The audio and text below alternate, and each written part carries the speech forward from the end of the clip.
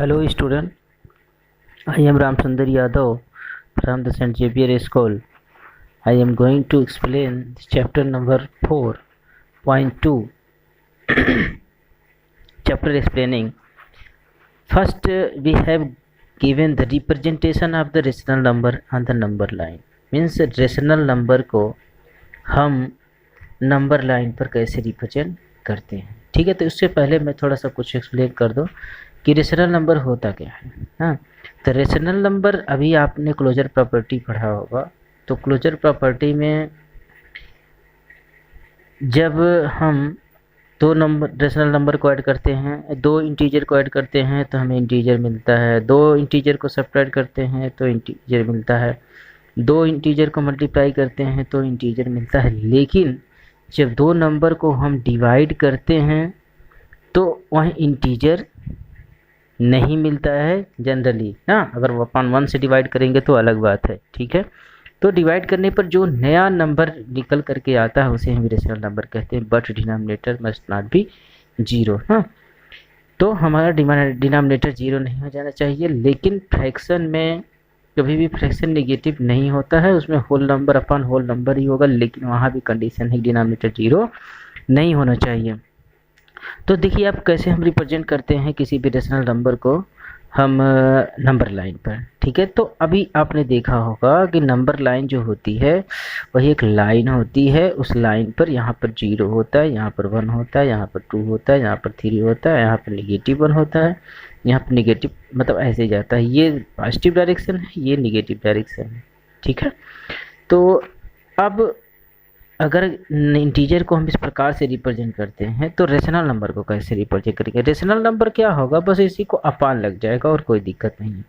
ठीक है, अब जैसे देखिए, अब ये मान लीजिए कि ये हमारा नंबर लाइन है, जहाँ पर हमारा 0 है, 0 अपान समथिंग कुछ भी होगा। तो सपोज टू मान लीजिए 1/3 है, तो ये 1/3 हो गया, यहाँ पर हो गया 2/3 हो गया, यहाँ पर 3/3 हो गया ना।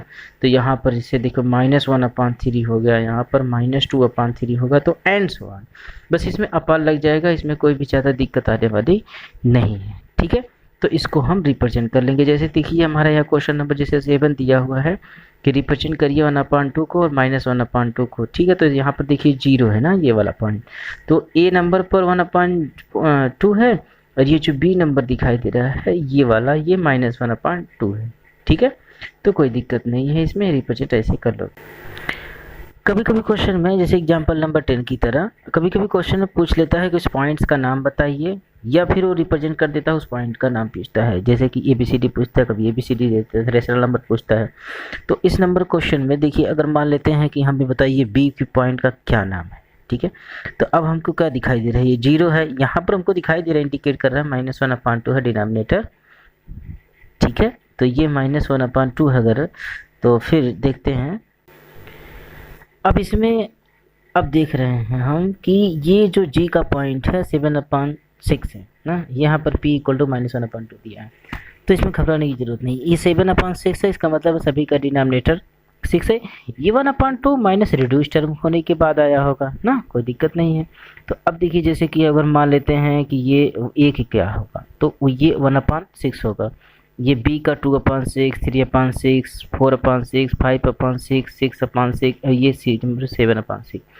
अब इधर वैसे भी देखिए -1/6, -2/6 और ये जो रहा होगा -3/6, तो वही रिड्यूस होकर के आया है -1/2 आया है। ठीक है, तो ये बस ऐसे ही हो जाएगा इसका रिप्रेजेंटेशन। फिर इसके बाद देखते हैं कि इसके बाद अब हमको देखना है कि कंपैरिजन ऑफ रेशनल नंबर। दो रेशनल नंबर में हम कैसे कंपैरिजन करेंगे कि कौन बड़ा है कौन छोटा है। ठीक है, तो अब जैसे हमारा 1/3 है ना, और ये 1/2 है।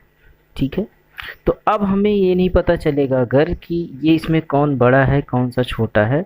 अगर मान लेते हैं ये हमारा 4 हो जाता है। ठीक है, अगर ये हमारा 4 हो जाता तो फिर क्या होता है, ये मान लीजिए 11/2 है, तो फिर क्या होगा, पहले क्या करेंगे, क्रॉस मल्टीप्लाई करेंगे हम ये। तो 4 2 कितना होगा, पहला जो नंबर आएगा वो 8 आएगा। ठीक है, मल्टीप्लाई कर लोगे, इसके बाद 11 का मल्टीप्लाई करेंगे तो आ जाएगा 33। इसका मतलब है जो सेकंड वाला नंबर है वो ग्रेटर नंबर होगा। लेकिन याद रखना कि अगर दोनों में से कोई एक निगेटिव होगा तो जो निगेटिव होगा वो ऑलरेडी छोटा होगा, वो चाहे उसका डिनोमिनेटर चाहे न्यूमरेटर चाहे कुछ भी बड़ा छोटा हो, ठीक है, तो वो हमेशा ही छोटा होगा। जैसे इसमें माइनस लग जाए तो ये हमेशा छोटा ही होगा, या फिर ये प्लस हो और ये माइनस हो तो ये हमेशा छोटा ही रहेगा। और अगर दोनों माइनस होता है तो जो छोटा होगा उसे बड़ा कहोगे और जो बड़ा होगा उसे छोटा करोगे। तो लेकिन क्रॉस मल्टीप्लाई से चेक करोगे। लेकिन अगर दो नंबर से ज़्यादा, अगर 3 नंबर आते हैं, मान लीजिए 3 रेशनल नंबर्स आते हैं, तो how you will find that, by taking the denominator ना, तो making the denominator, all denominators are equal, and then after you can conclude that which number are greater and which number are less than that numbers। Okay, तो अब next में है, ये तो comparison होगा। Comparison के बाद ठीक है, देखता हूँ कौन सा नंबर होगा। चलिए इसके बाद हम एक एग्जाम्पल देख लेते हैं 3 नंबर का। अरेंज द, देखिए ध्यान से कि arrange the rational number in descending order, तो डिसेंडिंग हो चाहे असेंडिंग हो, पहले इसको हम सेट करेंगे। देखिए क्या कर, मैं सिंपल मेथड बता दे रहा हूँ जो कि एकदम बहुत, इससे बहुत ही छोटे में आ जाएगा ना, तो ये थोड़ा सा लंबा दिया होगा, तो देख लीजिए कैसे होगा। पहले क्या करेंगे हम कि अब ये 5/6 का मतलब है कि -5/6 हो जाएगा, ठीक है, पहला काम करोगे। ये है -7 अपान क्या दिया हुआ, -7/9, ये भी ठीक है। इसके बाद दिया हुआ है 0, ठीक है, ये भी हो गया। और एक -2/3 हो गई थी, हमने स्टैंडर्ड फॉर्म में चेंज कर लिया, ठीक है। तो एक कॉपी और पेन लेकर के बैठना है ना, और कॉपी पेन नहीं लिए हो तो सबसे पहले कॉपी और पेन ले करके तब बैठोगे, तब इसके बाद ही ये लिख लोगे, ठीक है। मैं अभी इसको डिलीट कर दूंगा, फिर इसके बाद फिर समझ में आएगा नहीं कि क्या लिखा था क्या नहीं था, तो ये पूरा की मोबाइल के स्क्रीन पर नहीं आ पा रहा है। तो एलसीएम हो जाएगा इसका 18, ठीक है। दोनों का एलसीएम लेने के बाद एलसीएम आ रहा है हमारा 18। 18 आने के बाद देख लीजिए ये कितना टाइम जाएगा, 3 टाइम जाएगा, 3 5 जो होगा 15, ठीक है, कोई दिक्कत नहीं, 15 आएगा। 9 2 जा 18, तो 2 टाइम्स 2 7 जा -14 हो जाएगा, ठीक है। ये है 0, 0 में कुछ भी होगा आंसर 0 ही आना है ना। तो अब ये -3 से डिवाइड करोगे 18 में कितना आएगा, तो 3 6 6 आएगा, 6 2 जा -12 होगा, है ना। तो अब हमको दिखाई दे रहा है कि जो सबसे डिसेंडिंग में लिखना है, इसका मतलब सबसे बड़ा कौन है, को दिख रहा है जो 0 है वो सबसे बड़ा होगा, है कि नहीं। ये जो 0 नंबर है ये हमेशा सबसे बड़ा कहलाएगा। तो ये जो 3rd नंबर पर है जो नंबर, ये 1st नंबर पर होगा, इसका मतलब है कि ये 1st नंबर पर होने वाला है, ठीक है। अब बताइए दूसरा सबसे बड़ा नंबर कौन होगा, तो दूसरा सबसे बड़ा ये -15 लेकर देना कि -15 बड़ा है ना। अगर इसको नंबर लाइन पर रिप्रेजेंटेंगे तो -15 सबसे ज़्यादा लेफ्ट में जाएगा, इसका मतलब सबसे ज़्यादा छोटा है। तो 0 के सबसे पहले लेफ्ट में कौन पड़ेगा, तो ये -12 पड़ेगा। इसका मतलब है कि जो 2nd नंबर पर स्थान पर आने वाला है ये नंबर आएगा, ये -2/3 आएगा, ठीक है। अब 3rd नंबर पर कौन आएगा, जो 2nd नंबर पर है, तो ये जो हमारा है ये 3rd नंबर पर आ जाएगा -7। याद रखना कि ये जो है हमने जो ये किया है ये आंसर नहीं होगा, इसको आंसर में नहीं लिखोगे, ये प्रोसेस है केवल, है ना। आंसर में हमको यही लिखना। अब लास्ट में जो सबसे छोटा है ये वाला हमारा नंबर सबसे छोटा है, यानी कि ये नंबर हमारा सबसे 4th स्थान पर आ जाएगा। तो ऐसे ही इसको क्या करोगे, सेट कर लोगे। तो ये सबसे इसका आसान तरीका है, ठीक है। आप देखते हैं और इसके आगे कौन सा है। चलिए मान लेते हैं कि जो एग्जाम्पल नंबर हमारा है, देख लें एग्जाम्पल नंबर 19 है, ठीक है। ध्यान से देखिए आप, ये एग्जाम्पल नंबर 19 है जिसमें दिया हुआ है कि -7/11 = x/66 है। इसमें x की वैल्यू फाइंड करनी है, ठीक है। तो थोड़ा सा मैं उसको देख लो कि ये क्या होगा इसका आंसर। तो ये -7 क्या है 11 है ना। ये = है x/ क्या है 66 है। बहुत लोग तो ट्रिक मार दिए रहे होंगे कि ये 6 टाइम है तो ये भी 6 टाइम है, ठीक है। सही बात है कि अगर ये डिनोमिनेटर 6 टाइम बढ़ा हुआ है और इक्वल की साइन भी लगी हुई, इसका मतलब है इक्विवेलेंट फ्रैक्शन है, ये इक्विवेलेंट रेशनल नंबर है दोनों। तो इक्विवेलेंट रेशनल नंबर जितना टाइम डिनोमिनेटर बढ़ता है न्यूमरेटर भी उतना टाइम बढ़ना चाहिए। बात तो सही है, ये 6 टाइम अगर ये मल्टीप्लिकेशन है तो 7×42 में -42 ये भी आएगा, ठीक है। लेकिन कभी कभी मान लेते हैं कि वो करेक्ट नंबर टाइम्स नहीं बढ़ता है, जैसे 1.5 गुना या 2.5 गुना इस प्रकार से अगर बढ़ जाता है तो फिर हम क्या करते हैं, क्या करेंगे, हम क्रॉस मल्टीप्लिकेशन कर लेंगे, ठीक है। अब देख लीजिए यहाँ क्रॉस मल्टीप्लिकेशन किया भी हुआ है। तो अब क्या है कि ये क्या करेंगे, पहले यक्स का ये देखिए, यहाँ क्वेश्चन बुक में देखिएगा, मैं लिख नहीं रहा हूँ। तो 11 का यक्स में मल्टीप्लाई करेंगे तो हो जाएगा, क्या हो जाएगा, 11x। ठीक है बात। अब ये देखिए 66 और -7 करेंगे, या 66 इंटू -7 मल्टीप्लाई करेंगे, ये क्रॉस मल्टीप्लाई मैं कर रहा हूँ। अब यक्स की वैल्यू देखिए, मल्टीप्लाई करने से अभी कोई फ़ायदा नहीं, तो इसको मल्टीप्लाई करने से अभी कोई फ़ायदा नहीं है। तो ये 66 इंटू -7 और अपान कर लीजिए 11, तो ये कट जाएगा तो 6 आ जाएगा। तो आज देख लीजिए आ गया यक्स की वैल्यू 742 माइनस में आ जाएगा। ठीक है, तो ऐसे ही अगर उसमें आता है एक्सरसाइज में तो ऐसे ही कर लोगे। ठीक है, अब देखते हैं कि इसमें और कोई क्वेश्चन है जो कि लगता हो टफ। इसमें कुछ बातें लिखी हुई, जैसे important property of rational number. कोई भी रेशनल नंबर 0 से बड़ा होता है, 0 के बराबर होता है, नहीं दिखाई दे रहा है। तो ये कोई भी नंबर रेशनल नंबर 0 से बड़ा होता है, रेशनल नंबर 0 के बराबर होता है। कोई रेशनल नंबर 0 से छोटा हो सकता है, तो और क्या हो सकता है, यही तो होता है, या तो 0 से बड़ा हो, बराबर हो, छोटा हो, और ये क्या हो सकता है, यही सब हो सकता है। ठीक है, तो ये इसकी प्रॉपर्टी हो गई हमारी।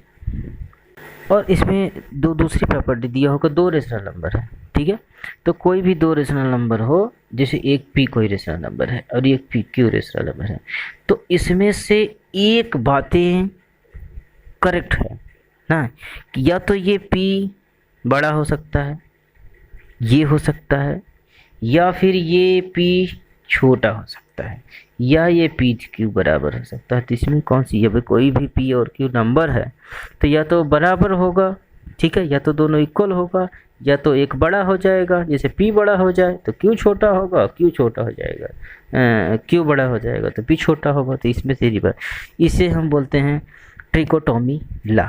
ठीक है, तो ट्रिकोटोमी क्या ला है, means if we have the 2 rational number, so it is a fact that one is true, one is always true, first is greater than second, or first is less than second, or means first is greater than second or first is less than second, or both are equal। ठीक है, ये property dichotomy law है। ठीक है, अब देखते हैं कि इसके बाद क्या है।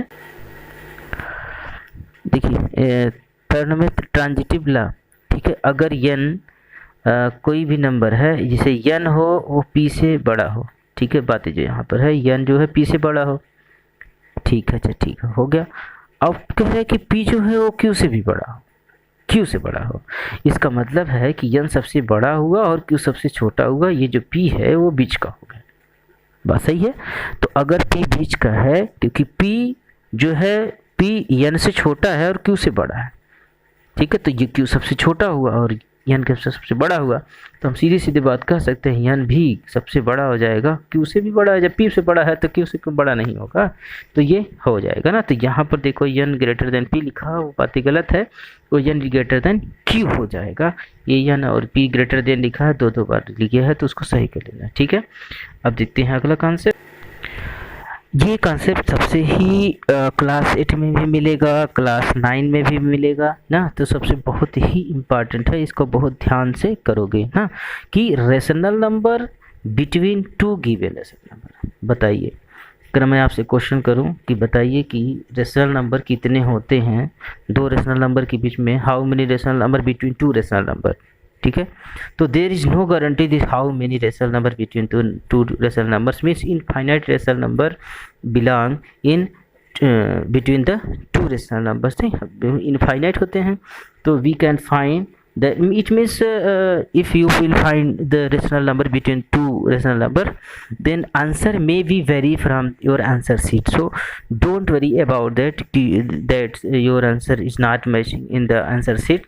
So don't worry, because there are so many rational numbers belong in between 2 rational numbers, so your answer will be vary, it is may be vary, तो डोंट वरी अबाउट दैट। तो मैं एक एग्जांपल करा के दिखा दे रहा हूँ। अब जैसे देख लीजिए कि अभी ये दिया हुआ है हमारा, ये -3 और 2/7 के बीच में मान लीजिए हमको कुछ रेशनल नंबर चाहिए, मान लीजिए 5 चाहिए।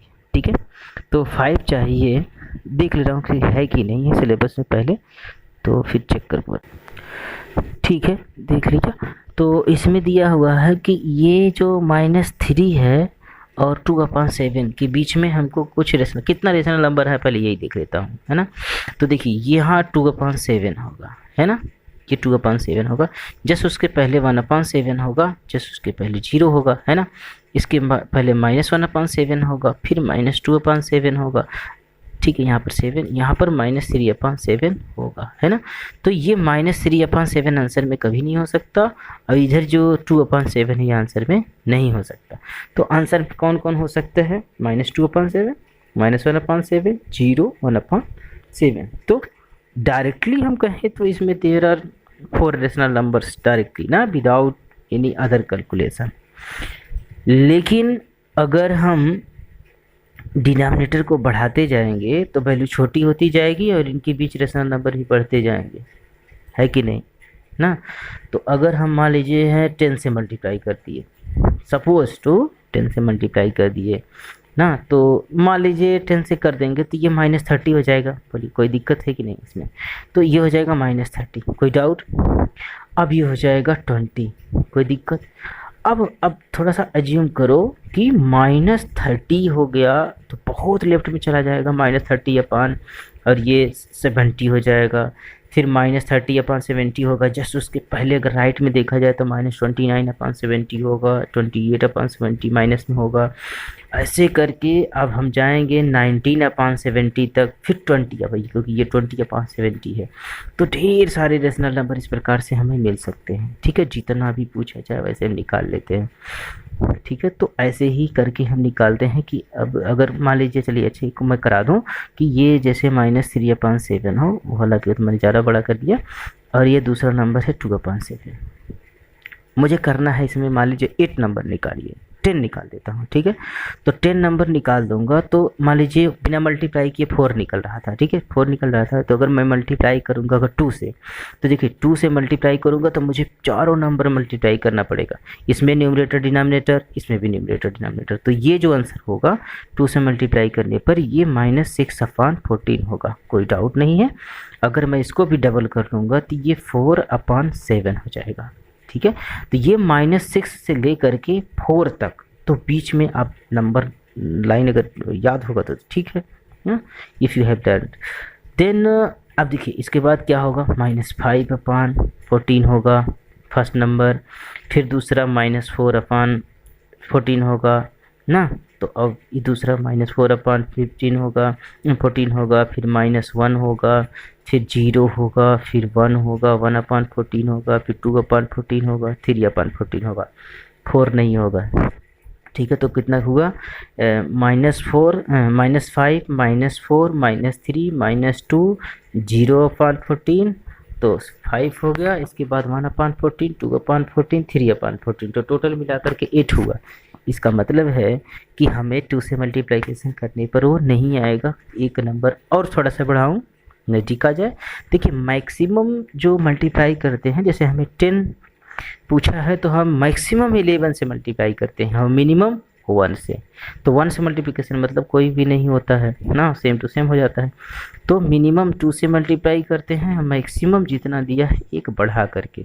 ठीक है, तो अगर हम 3 से मल्टीप्लाई करेंगे तो पक्का है कि मिल जाएगा, क्योंकि अगर देखो 3 से मल्टीप्लाई करने पर ये -9 हो जाएगा, कोई डाउट नहीं। ये -9 और ये 21 हो जाएगा। ठीक है, अब ये हो जाएगा 3 2 जा 6/21। अब बताइए -9, तो -9/21, और ये है कितना हुआ था, 2 था, 3, 2 3 जा 6, और ये 6/21 हो गया। अब देख लिए -8 मिलेगा आपको, फिर -7 मिलेगा दूसरा नंबर, फिर -6 मिलेगा, -5, फिर -4, फिर -3, -2, -1, 0, 1 2 3 4 5, तो ऐसे करके ढेर सारे नंबर मिलते जाते हैं। ठीक है, तो ये बहुत ही वेरी वेरी इंपॉर्टेंट क्वेश्चन है for the class 8 and class 9 and as well as class yours class means class 7। ठीक है, देख लेता हूँ कि नेक्स्ट इसके बाद क्या है।